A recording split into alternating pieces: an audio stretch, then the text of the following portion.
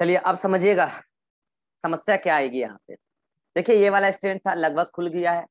आपको पता है कि यहाँ पे आरएनए प्राइमर बना होगा। अच्छा, ये वाला स्टैंड अगर 3 to 5 था तो उसके जो टेम्पलेट है उस टेम्पलेट के 3 एंड पे प्राइमर बना होगा और उसका डायरेक्शन भी 5 to 3 रहा होगा, क्योंकि वो भी एक नया चेन है भाई न्यूक्लियोटाइड का। ठीक है, और फिर उसमें आगे कंटिन्यू होता चला गया होगा। क्या भाई, देखो यहाँ तक पहले कंटिन्यू हुआ था, फिर अगेन कंटिन्यू हुआ, नो प्रॉब्लम, और कंटिन्यू होकर फाइनली इस एंड तक पहुंच गया मामला। ठीक है, लेकिन ये वाला जो था स्टैंड, ये वाला, अच्छा यहाँ पे ये क्या एंड रहा होगा, यहाँ से अगेन डीएनए का 5 to 3 एंड बना होगा, नया वाला डीएनए भी 5 to 3 एंड पे बना होगा ऐसे। ठीक है, अच्छा ये अगर 3 है तो यहाँ पे कहीं ना कहीं 5 एंड रहा होगा, वो भी खुल जाएगा, तो थोड़ा सा बचा है वो भी खुल जाएगा थोड़ी देर में। ठीक है, अच्छा ये 5 एंड है तो यहाँ पे पहले कहीं 3 एंड रहा होगा। ठीक है, तो उसके सामने प्राइमर बना होगा 5 to 3 वाला, और उसके सामने डीएनए का मॉलिक्यूल बना होगा 5 to 3 वाला, क्योंकि डीएनए नया कोई भी न्यूक्लियोटाइड चेन हो 5 to 3 ही बनता है। ठीक है, अच्छा जब अनवाइंडिंग और ज्यादा हुआ तो अगेन प्राइमर बना, और प्राइमर, अच्छा यहाँ पे अगर 3 है तो यहाँ पे कहीं ना कहीं, अच्छा ये वाला 5 to 3 यहाँ पे हो गया, तो अगेन यहाँ पे कहीं ना कहीं 3 एंड फ्री रहा होगा। जब अनवाइंडिंग और ज्यादा हुआ होगा तब, जहां अनवाइंडिंग का किनारा वहां 3 एंड फ्री रहेगा। ठीक है, तो उसके सामने प्राइमर बना होगा 5 to 3 आरएनए प्राइमर, है ना। फिर उसके बाद थोड़ा सा डीएनए का चेन कंटिन्यू हुआ होगा और उसमें जुड़ गया होगा जो पहले वाला आरएनए प्राइमर था, और ये डीएनए का जो डायरेक्शन रहा होगा बनने का वो 5 to 3 ही रहा होगा। ठीक है, और आपको पता है कि यहाँ पे सब जुड़ चुके होंगे किससे, एच बॉन्ड से। आपको एच बॉन्ड पता है, ए और टी के बीच में 2 एच बॉन्ड, और जी और सी के बीच में 3 एच बॉन्ड, वो आप सबको पता है। ठीक है, और ये हेलिकली भी हो गया होगा ऐसे। ठीक है, ये सब बात तो मैं बता चुका हूँ। और ये क्या भाई साहब, आरएनए प्राइमर है, आरएनए प्राइमर है। ठीक है, और ये भी आरएनए प्राइमर है। अच्छा, कई सारा क्वेश्चन तो ऑब्जेक्टिव क्वेश्चन डायग्राम में ही छुपा हुआ है, कई सारा ऑब्जेक्टिव क्वेश्चन डायग्राम में छुपा हुआ है। आरएनए प्राइमर का direction, answer is 3 to 5 dash. एक क्वेश्चन जो ये है, ये वाला स्टैंड लीडिंग है, आपको पता है ये वाला लीडिंग टेम्पलेट है, और ये वाला लैगिंग टेम्पलेट है। ये आपको पता है, मैंने समझाया, कारण समझा चुका हूँ। ठीक है, दोबारा चर्चा नहीं करूंगा। अब मुझे आप बताओ, जो नया डीएनए मॉलिक्यूल बनेगा, नया डीएनए स्टैंड, मॉलिक्यूल मत बोलो, नया डीएनए का स्टैंड जो बनेगा, जो नया डीएनए स्टैंड लीडिंग टेम्पलेट से बनेगा, फिर से सुनना, जो नया डीएनए स्टैंड लीडिंग टेम्पलेट से बनेगा उसमें आरएनए प्राइमर कितना होगा, मात्र एक सेगमेंट होगा आरएनए प्राइमर का। ठीक है, लेकिन जो नया डीएनए का पूरा मॉलिक्यूल बनेगा, नया का डीएनए का एक स्टैंड बनेगा किससे, लैगिंग टेम्पलेट से, उसमें प्राइमर की संख्या कितनी होगी, तो एक से अधिक होगी, एक से अधिक होगी। वो डिपेंड करता है कि कितनी बार अनवाइंडिंग हुआ है। ठीक है, तो बात यह है कि जब फॉर्क पूरा खुल जाएगा तो सीन कुछ ऐसा होगा आपके सामने। ये देखो, ये वाला टेम्पलेट ओल्डर टेम्पलेट, और इसका डायरेक्शन लीडिंग, और इसका ये देखो ये 5 to 3 वाला है, और एक टेम्पलेट ये रहा 3 to 5 वाला। ठीक है, अच्छा उसके सामने डीएनए का नया मॉलिक्यूल बना है उस, अच्छा ये रहा प्राइमर, एक प्राइमर 5 to 3 यहाँ पे खत्म हो गया, अगेन 5 से स्टार्ट हुआ डीएनए मॉलिक्यूल 5 to 3। अच्छी बात है। अच्छा, इसमें पहली बार ये बना आरएनए प्राइमर, यहाँ पे क्या था भाई, 5 to 3, डीएनए मॉलिक्यूल बनना स्टार्ट हुआ 5 to 3, अगेन प्राइमर आया 5 to 3, डीएनए मॉलिक्यूल बना 5 to 3, अगेन प्राइमर आया 5 to 3, और डीएनए बना 5 to 3। ये बात कितनों को समझ में आ गई। अच्छा, मैं थोड़ा सा यहाँ पे आपको कंफ्यूजन दूर करने के लिए प्राइमर के जो 3 to 5 है उसको मैं एक अलग कलर से दिखा देता हूँ, ताकि आप कंफ्यूज ना हो। इसको प्राइमर के डायरेक्शन को मैं एक अलग कलर से दिखा देता हूँ ताकि आप कंफ्यूज ना हो।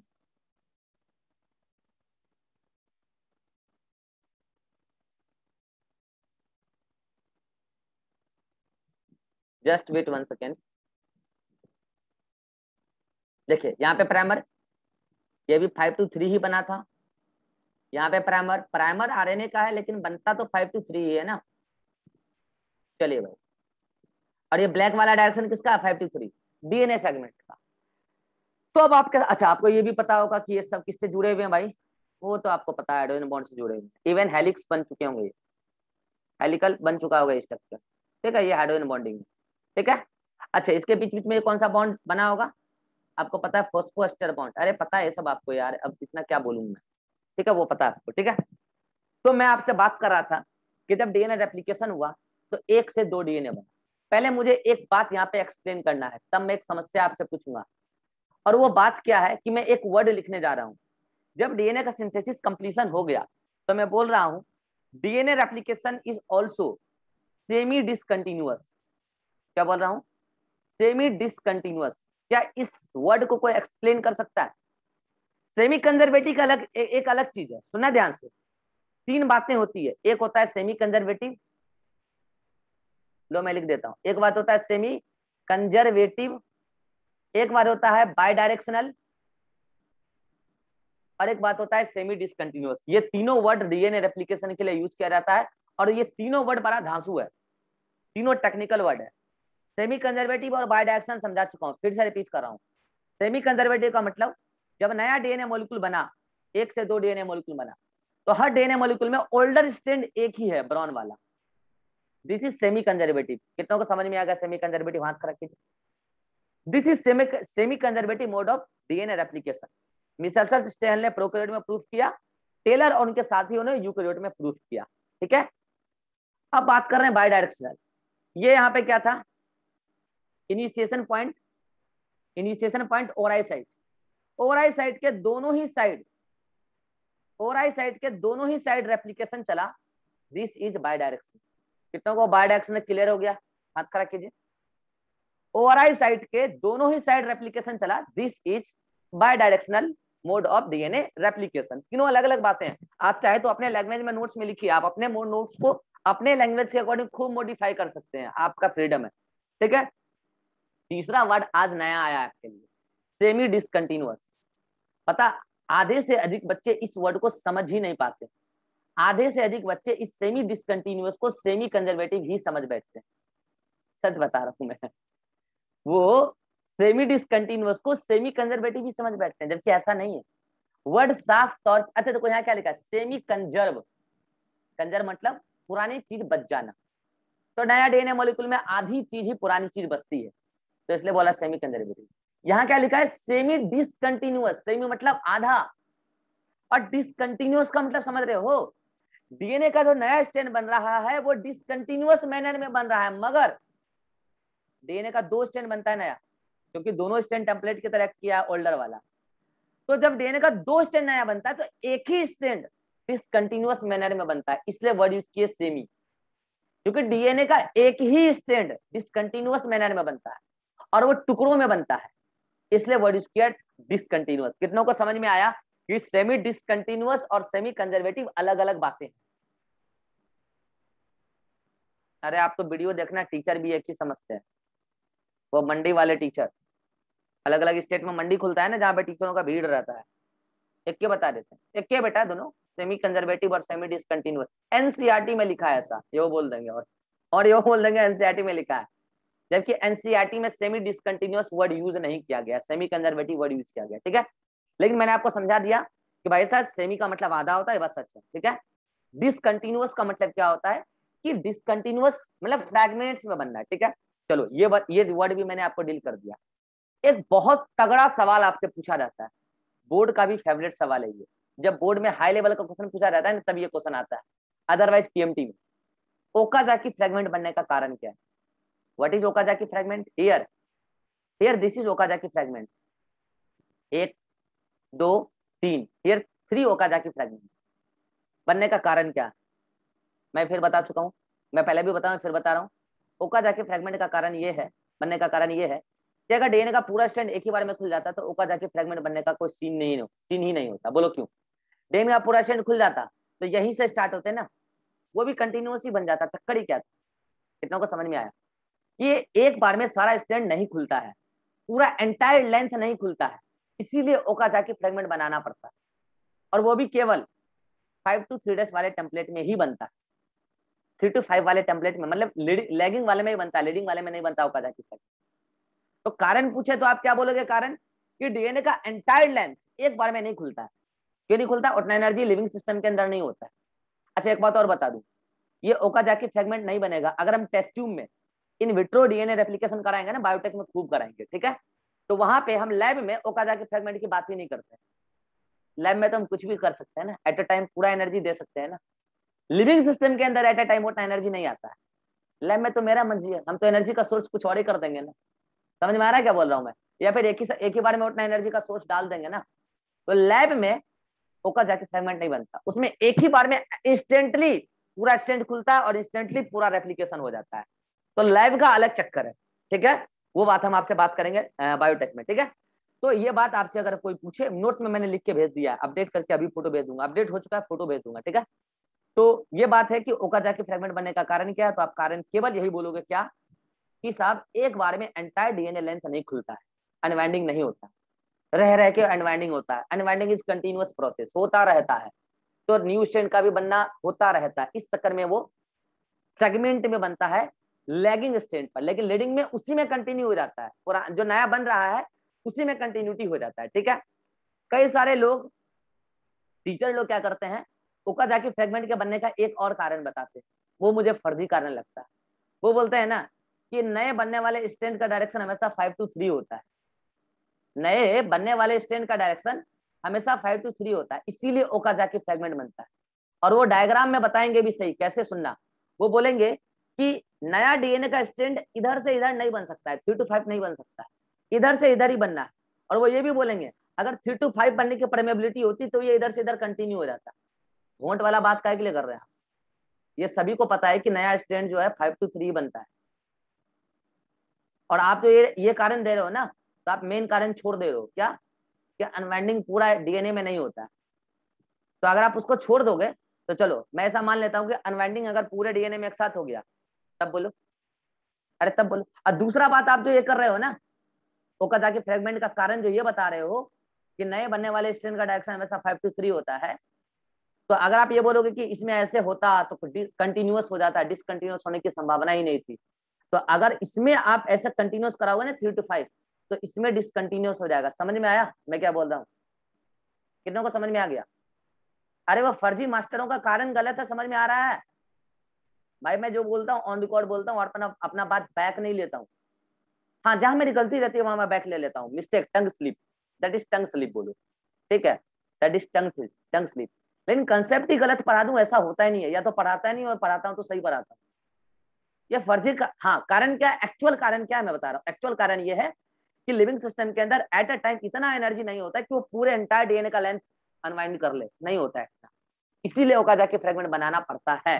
तो ये बात भी मैंने आपसे कर ली, मुझे ये नहीं बताना था, ये तो मैंने आपको बता दिया। चलो मुझे बात करना था कि डीएनए आपके सामने बन गया, 2 डीएनए बन चुका है, आप देख लो, 2 डीएनए बन चुका है आपके सामने, देख लो, ठीक है। डीएनए नंबर 1 और डीएनए नंबर 2, 2 डीएनए बन गया एक से, पहले एक ही डीएनए था, ठीक है, एक से 2 डीएनए बन गया, रेप्लिकेशन कंप्लीट हो गया, लेकिन एक प्रॉब्लम हो गया। कोई बताएगा क्या प्रॉब्लम हो गया? एक प्रॉब्लम हो गया और वो बड़ा प्रॉब्लम है। हम करने कुछ और चल रहे थे लेकिन कर हो कुछ और गया।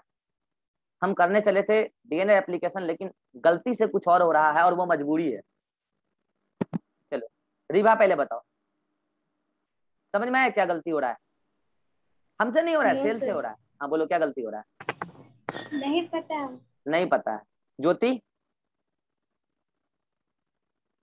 No sir. रिभा, अरे निशा, सर हाँ बोलो, अरे बोलो। निशा को भी नहीं पता है। बोलो अतिक, क्या प्रॉब्लम हो गया? डीएनए का सेगमेंट जो बना रहे थे जिसमें आरएनए का भी सेगमेंट आ गया, शाबाश। क्योंकि डीएनए अरे हम डीएनए रेप्लिकेशन करने चले थे ना यार, और डीएनए के स्ट्रैंड के सामने नया डीएनए का ही स्ट्रैंड बनना चाहिए ना। आरएनए का टुकड़ा काहे ला रहे हो बीच बीच में? लीडिंग वाले से बनने में एक आरएनए का टुकड़ा आया कि नहीं आया? लैगिंग वाले से जो नया स्ट्रैंड बना डीएनए का, उसमें कई सारे टुकड़े आ गए आरएनए के, आरएनए प्राइमर। ये तो प्रॉब्लम है भाई। अरे आप डीएनए रेप्लिकेशन कर रहे थे, आरएनए रेप्लिकेशन, पहले ये बात तय कर लो आप। और डीएनए रेप्लिकेशन कर रहे थे या ट्रांसक्रिप्शन? ट्रांसक्रिप्शन में डीएनए से आरएनए बनता है, आप तो डीएनए रेप्लिकेशन करने चले थे ना जी। ये सेगमेंट देखो यहाँ पे, ये देखो, ये देखो, अरे सॉरी, ये देखो, ये देखो, ये देखो, ये देखो, यही तो प्रॉब्लम है।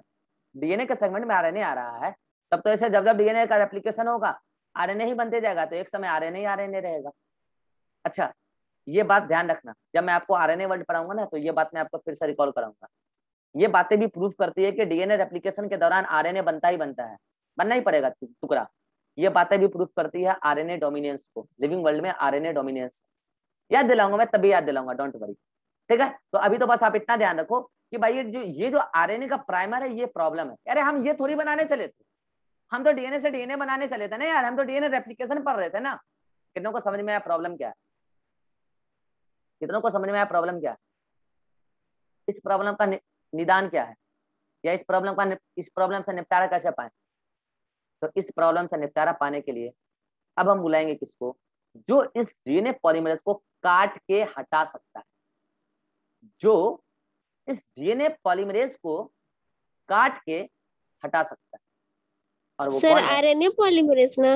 नहीं, तो डीएनए पॉलीमरेज को नहीं, आरएनए प्राइमर को, सॉरी। जो इस आरएनए प्राइमर को काट के हटा सकता है, ऐसे डीएनए पॉलीमरेज को बुलाना है। क्योंकि आपको पता है डीएनए पॉलीमरेज तीनों ही 1 2 3 तीनों के पास एक्सोन्यूक्लियस एक्टिविटी है, तीनों के पास एक्सोन्यूक्लियस एक्टिविटी है, और उसके पास ये एबिलिटी है कि आरएनए प्राइमर को काट के हटा देगा। तो हुआ क्या, जब ये पूरा रेप्लिकेशन हो जाता है, रेप्लिकेशन का पूरा प्रोसेस कंप्लीट हो गया, नया स्ट्रैंड बनना था, बन गया। उसके बाद मैंने कॉल किया तीनों को, कह रहे भाई तीनों आ जाओ। तीनों ने पूछा काम क्या है, तो मैंने कहा काम ये है कि आरएनए के टुकड़े को काट के हटाना है।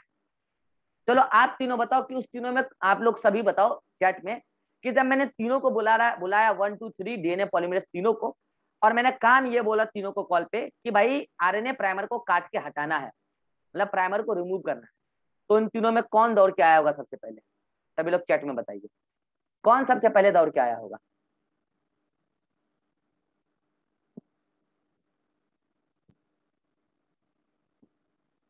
अब बस डीएनए पॉलीमरेज 1 याद कीजिए, मैंने बोला था प्राइमर को हटाने वाला मेन एंजाइम वही, प्राइमर को हटाने वाला मेन एंजाइम वही। तो वो क्या करता है, नया डीएनए पॉलीमरेज का नया मॉलिक्यूल आता है, क्योंकि वो तो जिसको बनाना था वो तो यहाँ एंड पे पहुंच चुका है ना। अरे क्या हुआ भाई, स्क्रीन मेरा हट क्यों गया? अच्छा सॉरी सॉरी, आ गया, ठीक है। हाँ, तो मैं क्या बोल रहा हूँ कि जो मुझे बनाना था, अच्छा जो नया वाला डीएनए, पुराना वाला डीएनए पॉलीमरेज था, वो तो बनाते बनाते यहाँ एंड पे पहुंच गया ना। अच्छा, इन सब में डीएनए पॉलीमरेज बनाते बनाते, जैसे इस वाले में यहाँ किनारे पे पहुंच गया DNA polymerase third third third third, इसमें यहाँ पहुंच गया है, इसमें यहाँ पहुंच गया है। तो थर्ड का तो अब कोई काम ही नहीं है ना यहाँ पे, वो तो बना दिया, उसका जो काम था हो गया। पता है थर्ड का काम कंप्लीट हो गया, वो घर जा सकता है, चाहे तो वो घर जा सकता है। तो जब मैंने बोला कि भाई आ जाओ, भाई तीनों को मैंने कॉल किया कि आ जाओ भाई, यहाँ क्या काम करना है? आप काम ये करना है कि जो आरएनए प्राइमर उसको काट के हटाना है। तो इसके लिए सबसे पहले कौन दौड़ के आया? 1। और 1 डीएनए का जो नया स्ट्रैंड बना है, सुना ध्यान से, डीएनए का जो नया स्ट्रैंड बना है, नया स्ट्रैंड जो बना है, उसके 5' एंड पे बाइंड हो गया। कहाँ बाइंड हो गया? 5' एंड पे बाइंड हो गया। सपोज दैट यहाँ पे 3 न्यूक्लियोटाइड था, 1 2 3, 5' एंड पे बाइंड हुआ कौन? DNA polymerase 1। ऐसे ही यहाँ पे भी हुआ होगा, सुनना ध्यान से, इसके 5' एंड पे यहाँ पे बाइंड हुआ होगा डीएनए पॉलीमरेज 1, ठीक है। ऐसे ही यहाँ पे भी बाइंड हुआ होगा। मैं थोड़ा अलग कलर से ले लूँ तो शायद आपको कंफ्यूजन नहीं होगा। किस कलर से लूँ आप ही बताओ? इस कलर से ले लेता हूँ। डीएनए पॉलीमरेज 1 यहाँ बाइंड हो गया। हर डीएनए का नया नया जो टुकड़ा बना है ना, उसके 5' एंड पे, प्राइमर के 5' एंड पे, यहाँ पे डीएनए पॉलीमरेज 1 बाइंड हुआ, अगेन यहाँ पे 1 बाइंड हुआ, यहाँ पे 1 बाइंड हुआ। कौन बाइंड हुआ? DNA polymerase 1। अच्छा 3 पड़ा हुआ था, अब 3 चाहे तो जा सकता है, 3 चाहे तो घर जा सकता है, घर भगा दें उसको। अरे 3 वाले को घर भगा देते हैं, क्या करेगा वो? यहाँ फालतू में डायग्राम को कॉम्प्लिकेट करेगा। 3 वाले को घर भगा देता हूँ, उनका काम हो चुका, उनका जो काम था वो हो चुका है। चलो वो घर चले गए, घर भेज दिए उसको। अब कौन आया? 1 कहाँ बाइंड हुआ ये बात ध्यान रखिएगा। डीएनए पॉलीमरेज 1 आया आरएनए प्राइमर को हटाने के लिए, और जो नया डीएनए मॉलिक्यूल बना है, जितने भी नए डीएनए मॉलिक्यूल हैं उसके प्राइमर के 5' एंड पर वो बाइंड कर जाता है हर जगह। 5' एंड पर बाइंड किया, प्राइमर के 5' एंड पर बाइंड किया, और वो क्या करता है वहां से, मान लो कि इस प्राइमर में 3 न्यूक्लियोटाइड है ना जी, मैंने माना ऐसा कि 3 न्यूक्लियोटाइड है, वो क्या करेगा वहां से एक एक करके न्यूक्लियोटाइड को काटेगा। ये क्या है, राइबोन्यूक्लियोटाइड, राइबोन्यूक्लियोटाइड को काट के हटाया, और ये डीएनए पॉलीमरेज 1, सुनना ध्यान से, डीएनए पॉलीमरेज 1 यहाँ से इसको काट के हटाया, और यहाँ पर एट ए टाइम क्या जोड़ दिया, डीऑक्सी राइबोन्यूक्लियोटाइड, राइबोन्यूक्लियोटाइड काट के हटाया, डीऑक्सी राइबोन्यूक्लियोटाइड जोड़ा, और उसको फिर एच बॉन्डिंग से यहाँ पे जोड़ भी दिया, ठीक है। अगेन वो आगे बढ़ा, और अगेन फिर से यहाँ से राइबोन्यूक्लियोटाइड को काट के निकाल दिया, वो फॉस्फोरस बॉन्ड तोड़ा और H बॉन्ड तोड़ा, काट के निकाल दिया, ठीक है। और फिर वो एट अ टाइम यहाँ पे डीऑक्सी राइबोन्यूक्लियोटाइड लाया, और डीऑक्सी राइबोन्यूक्लियोटाइड लाकर जोड़ दिया, H बॉन्ड भी बना दिया, फॉस्फोएस्टर बॉन्ड भी बना दिया, पुराने वाले जो न्यूक्लियोटाइड डीऑक्सी राइबोन्यूक्लियोटाइड है। अगेन इस वाले राइबोन्यूक्लियोटाइड को काट के हटाया, और यहाँ पे डीऑक्सी राइबोन्यूक्लियोटाइड लाया, मतलब जहां पे आरएनए का थोड़ा सा टुकड़ा था वहां पर अब फिर से डीएनए का टुकड़ा बन के तैयार है। डीएनए का जो यहाँ पे नया टुकड़ा बना है उसका भी डायरेक्शन 5 to 3' ही है। कितनों को समझ में आया बात? उसका भी डायरेक्शन 5 to 3' ही है, और होता ही है, नया कुछ भी बने कभी भी बने 5 to 3 होता है। कितने लोग समझ गए कि यहाँ पे काटने और जोड़ने का काम केवल डीएनए पॉलीमरेज 1 ही कर सकता है और कोई नहीं कर सकता? कितने लोग समझ गए बात? कारण के साथ यहाँ पे ये काटने का काम और जोड़ने का काम साइमल्टेनियसली चल रहा है। निशा बताएगी ऐसा क्यों, क्यों केवल ये 1 ही क्यों कर सकता है? अरे बोलो निशा। आई थिंक तुम्हारे ईयरफोन में प्रॉब्लम है, क्योंकि मैं जज कर रहा हूँ कि 2 दिनों से तुम्हारे साउंड में प्रॉब्लम आ रहा है, या तो ईयरफोन में प्रॉब्लम है या तो ऐसा कुछ नेटवर्क में एरर है। रिभा बताओ। सर क्योंकि इसके पास रिपेयरिंग एंजाइम भी और रिमूव करने वाला भी इसी के पास दोनों होता है। वो तो सही बात है, लेकिन कि अरे भाई मैंने आपको कहा था कि प्राइमर को मेनली कौन हटाता है, 1। ऐसा क्यों, क्यों 2 नहीं हटा सकता, 3 नहीं हटा सकता? नहीं क्यों? सर क्यों नहीं पता। अब मैं बता रहा हूँ, अधिक बताओगे? नहीं, आप गौर नहीं किए, जिस डायरेक्शन में यहाँ पॉलीमराइजेशन चल रहा है उसी डायरेक्शन में यहाँ एक्सोन्यूक्लियस एक्टिविटी भी चल रहा है। अरे यार आप गौर तो करो, नहीं कर रहे ना? जिस डायरेक्शन में यहाँ पे जोड़ने का काम चल रहा है उसी डायरेक्शन में यहाँ काटने का काम चल रहा है। अरे देखो ना यार, एक्सोन्यूक्लियस एक्टिविटी 5 to 3 ही चल रहा है, और उसी डायरेक्शन में पॉलीमराइजेशन चल रहा है। एक एक राइबोन्यूक्लियोटाइड को हटा के डीऑक्सी राइबोन्यूक्लियोटाइड जोड़ा जा रहा है। तो 5 to 3 में ही चल रहा है एक्सोन्यूक्लियस एक्टिविटी, और 5 to 3 में ही चल रहा है पॉलीमरेज एक्टिविटी। और आपको याद हो, अगर काटने की बात आएगी तो काटने का डायरेक्शन सभी पॉलीमरेज एंजाइम के पास, डीएनए पॉलीमरेज एंजाइम के पास काटने का एबिलिटी 3 to 5 में है, 5 to 3 में केवल 1 के पास है। कितनों को याद आ गया? कितनों को याद आ गया? This is the reason, this is the reason कि आरएनए प्राइमर को केवल और केवल डीएनए पॉलीमरेज 1 ही हटा सकता है, ना 2 ना 3। आप समझ में आया? और ये बात आपको याद हो, ये बात आपको पता होना चाहिए, यहाँ पे आरएनए प्राइमर को हटाने का काम डीएनए पॉलीमरेज 1 ने अपने एक खास प्रॉपर्टी के माध्यम से किया है, और वो प्रॉपर्टी है exonuclease property in the direction of 5 to 3 direction. बहुत इंपॉर्टेंट बात है, एक्सोन्यूक्लियस। अच्छा, इसी डायरेक्शन में एक्सोन्यूक्लियस एक्टिविटी भी दिखाना है और पॉलीमराइजेशन भी दिखाना है। ऐसा कौन है? डीएनए पॉलीमरेज 1 ही ऐसा साथ ही साथ करते चला गया, और जहां आरएनए का टुकड़ा था वहां पे क्या बन गया? डीएनए का टुकड़ा बन गया। अच्छा, एक प्रॉब्लम है। प्रॉब्लम क्या है कि यहाँ पे जो डीएनए का थोड़ा टुकड़ा बना, जो पुराना वाला डीएनए का टुकड़ा था, नया में ही जो अभी तुरंत बना था उससे पहले, उसके बीच में एक गैप है। देख रहे हो, ये गैप है, गैप रह जाता है। 3' वाला जो है ना, उसके साथ ये डीएनए पॉलीमरेज 1 नहीं जुड़वा पाता, गैप रह गया है। तो क्या होता है, एट द सेम टाइम जोड़ने वाला एक एंजाइम आ जाता है। कोई बताएगा जोड़ने वाला एंजाइम कौन हो सकता है? जो इस दोनों डीएनए के दोनों स्ट्रैंड को जोड़ देगा। यहाँ पे डीएनए लैगेज, याद आ गया?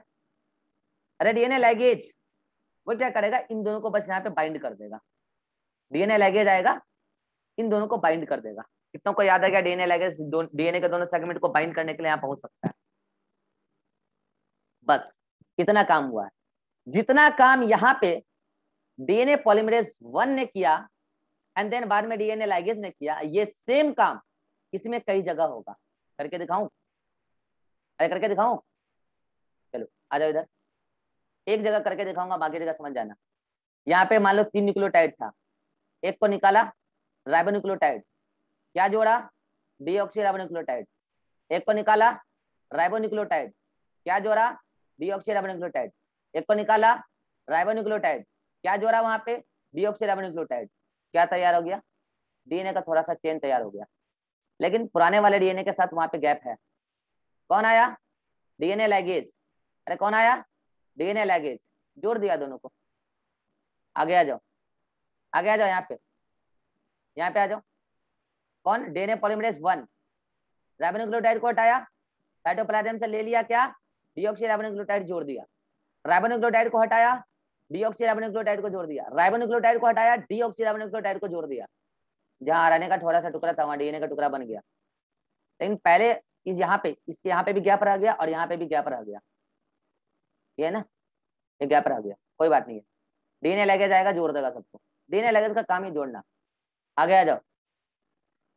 डीएनए पॉलीमरेज 1 ने राइबोन्यूक्लियोटाइड को हटाया आरएनए प्राइमर से, डीऑक्सीराइबोन्यूक्लियोटाइड को जोड़ दिया। राइबोन्यूक्लियोटाइड को हटाया, डीऑक्सीराइबोन्यूक्लियोटाइड को जोड़ दिया। राइबोन्यूक्लियोटाइड को हटाया, डीऑक्सीराइबोन्यूक्लियोटाइड को जोड़ दिया। जहाँ आरएनए का टुकड़ा था वहां डीएनए का टुकड़ा बन गया, लेकिन डीएनए के साथ जुड़ा नहीं है, कोई बात नहीं है। कौन जोड़ देगा? डीएनए लैगेज आएगा, डीएनए लैगेज जोड़ देगा। कितने को समझ में आ गया कि अब ये टुकड़ा जहां डीएनए आरएनए का हाइब्रिड दिख रहा था वो केवल डीएनए का ही टुकड़ा बचेगा। थोड़ी देर के बाद ये भी कंटिन्यू हो जाएगा, थोड़ी देर के बाद ये भी कंटिन्यू हो जाएगा पूरा आरएनए प्राइमर साथ। इसीलिए कहते हैं डीएनए पॉलीमरेज 1 के पास पॉलीमरेज एक्टिविटी और एक्सोन्यूक्लियस एक्टिविटी दोनों ही 5 to 3' डायरेक्शन में है। इसीलिए हम ऐसा कहते हैं कि डीएनए पॉलीमरेज 1 ही वहां पे आरएनए प्राइमर को हटाने आएगा। अगर आपको याद हो तो मैंने आपके साथ एक बात उधार रखा था, कितनों को याद आ रहा है वो बात? एक्सोन्यूक्लियस एक्टिविटी के मामले में मैंने आपके साथ एक बात उधार रखा था, मैंने कहा था आगे समझाऊंगा। कितनों को याद आया? मैंने कहा था एक्सोन्यूक्लियस एक्टिविटी का मतलब डीएनए को किनारे से काटना, बीच से नहीं काटना। याद आ रहा है? याद आ रहा है? मैंने कहा था डीएनए को किनारे से काटना। यहाँ पे डीएनए किनारे से कट रहा है, ये तो समझ में आ रहा है सर जी। यहाँ तो डीएनए किनारे से कट रहा है तो समझ में आ रहा है, लेकिन यहाँ पे बीच बीच से कट कर हट रहा है। यहाँ तो बीच लग रहा है सर जी, किनारा नहीं लग रहा है। आपका देखने का नजरिया अलग है, वो किनारा है। यहाँ से यहाँ डीएनए का एक टुकड़ा था, यहाँ से यहाँ डीएनए का एक टुकड़ा था, और यहाँ से यहाँ डीएनए का एक टुकड़ा था, और हर डीएनए के टुकड़ा में आरएनए प्राइमर था। समझ में आ रहा है? और किनारे से जुड़ता है कौन? 1, और किनारे से जुड़ के उसको काट के हटा देता है। किनारे से जुड़ के उसको काट के हटा देता है और डीएनए लैगेज फिर सभी को जोड़ देता है। कितनों को समझ में आ गया? सर एक्सोन्यूक्लियस एक्टिविटी ही चल रहा है, एंडोन्यूक्लियस नहीं चल रहा है। अरे कितनों को समझ में आ गया? एक्सोन्यूक्लियस एक्टिविटी ही चल रहा है, एंडोन्यूक्लियस एक्टिविटी नहीं चल रहा है, एक्सोन्यूक्लियस ही चल रहा है। और वो डायरेक्शन 5 to 3' है। भाई साहब मेरे पास पढ़ने वाले बच्चे टिकते हैं बस, इसलिए बच्चे कम है मेरे पास। जो पढ़ रहे हैं स्टार्टिंग से मेरे साथ वो सारा खेल समझ चुके होंगे डीएनए एप्लीकेशन का। क्या गेम चल रहा है सर, क्या गेम चल रहा है? यहाँ तो तगड़ा गेम चल रहा है। लास्ट में आपको दोनों डीएनए मॉलिक्यूल सेम लगेंगे, लास्ट में आपको दोनों डीएनए मॉलिक्यूल सेम लगेंगे। आरएनए प्राइमर तो हटा ही दिया, अब क्या? तो दो डीएनए मॉलिक्यूल बनकर तैयार है, और यहाँ पे जाके आपका रेप्लिकेशन कंप्लीट होता है। कितनों को समझ में आ गया? बहुत अच्छे से। कितनों को डीएनए रेप्लिकेशन तगड़े तरीके से समझ में आ गया? सर कोई भी डायरेक्शन बोल लो मैं तो खेल लूंगा, सर एक्सोन्यूक्लियस बोलो कि कुछ भी बोलो, मैं सब खेल लूंगा। चलो बहुत बढ़िया। अच्छा एक बात और, ये जब सारा काम हो जाता है ना, तो एक बार डीएनए पॉलीमरेज 1 और 2, 1 मेनली, वैसे 2 भी होता है। डीएनए पॉलीमरेज 1 और 2 एक बार डीएनए के पूरे एंटायर लेंथ पर दौड़ता है। कौन? DNA polymerase 1 and 2। हालांकि मेनली 1 होता है, उसके साथ 2 भी आ सकता है, ऐसा कोई बात नहीं है, ठीक है। वो दोनों नया जो डीएनए बना है ना, यहाँ पे बाइंड करेगा और पूरे एंटायर डीएनए पे दौड़ेगा। ठीक है। और वो क्या करेगा पता है, प्रूफ रीडिंग। मैंने कहा था ये प्रूफ रीडिंग डीएनए की यूनिक प्रॉपर्टी है, किसी बायोमोलिक्यूल में नहीं मिलता।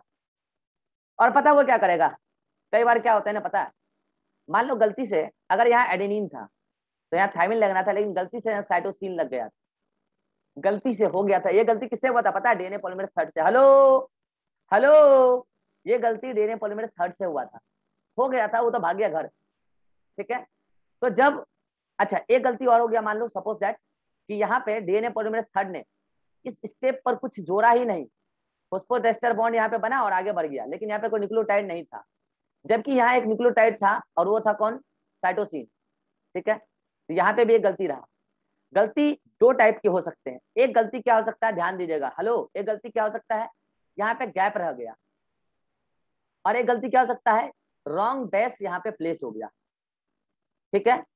ये दोनों गलती करके भागने वाला कौन है, डीएनए पॉलीमरेज थर्ड, क्योंकि नया स्ट्रैंड तो वही बनाया है ना, गलती करके भाग गया वो। तो इस गलती को सुधारने के लिए प्रूफ रीडिंग कर रहा है कौन, डीएनए पॉलीमरेज वन, साथ में ले लिया है 2 को, अगर आएगा तो ठीक है, नहीं तो उस पर वो डिपेंड नहीं है, ठीक है। ये पूरे एंटायर लेंथ पे क्या कर रहा है, बेस पेयरिंग चेक कर रहा है। हाँ भाई, टी ए, चलो ठीक है, ए टी ठीक है, सी जी ठीक है, सी जी ठीक है, ए टी, अरे टी नहीं है, ये गलती कौन पकड़ा, ये गलती कौन पकड़ा, डीएनए पॉलीमरेज वन। कभी कदार 2 भी काम कर देता है, तो क्या करेगा, यहां से इसको हटा देगा और यहाँ पे क्या जोड़ देगा, ये डीएनए पॉलीमरेज वन, यहाँ से सी को हटा के यहाँ पे क्या जोड़ देगा, टी जोड़ देगा, मतलब पूरा न्यूक्लियोटाइड जोड़ देगा उसके साथ, फिर आगे बढ़ेगा वो, आगे बढ़ा, आगे बढ़ा, वो देखा अरे यार सी के सामने कुछ है ये नहीं है, तो क्या क्या उसने यहाँ पे जी वाला न्यूक्लियोटाइड यहाँ पे जोड़ दिया और वो लास्ट तक प्रूफ रीडिंग करके पहुंच गया। ऐसे इसमें भी इधर से इधर प्रूफ रीडिंग होगा।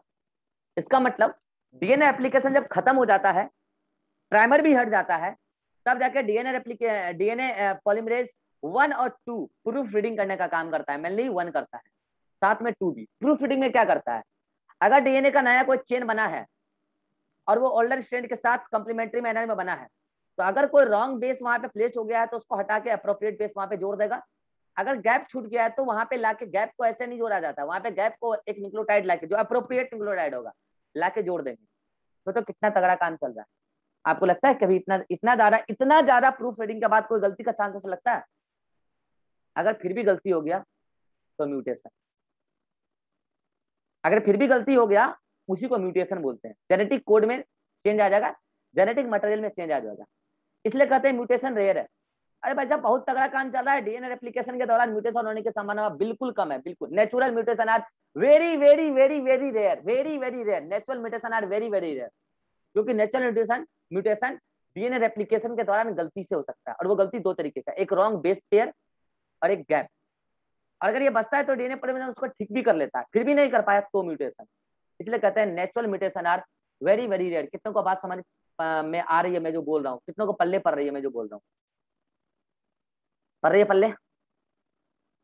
डीएनए रेप्लिकेशन समाप्त हुआ, नोट्स अपडेट हो चुका है, आपको मिल जाएगा, स्क्रीनशॉट ले लीजिए।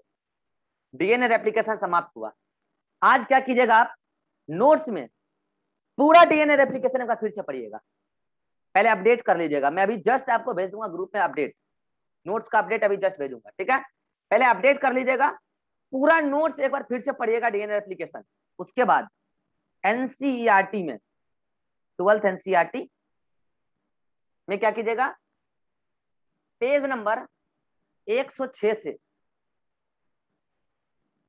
पेज नंबर 107 पर क्या है भाई, यहाँ पे हेडिंग 6.4.2 से हेडिंग 6.5 के ऊपर तक पूरा पढ़ लीजिएगा, होमवर्क लीजिए, स्क्रीनशॉट जल्दी।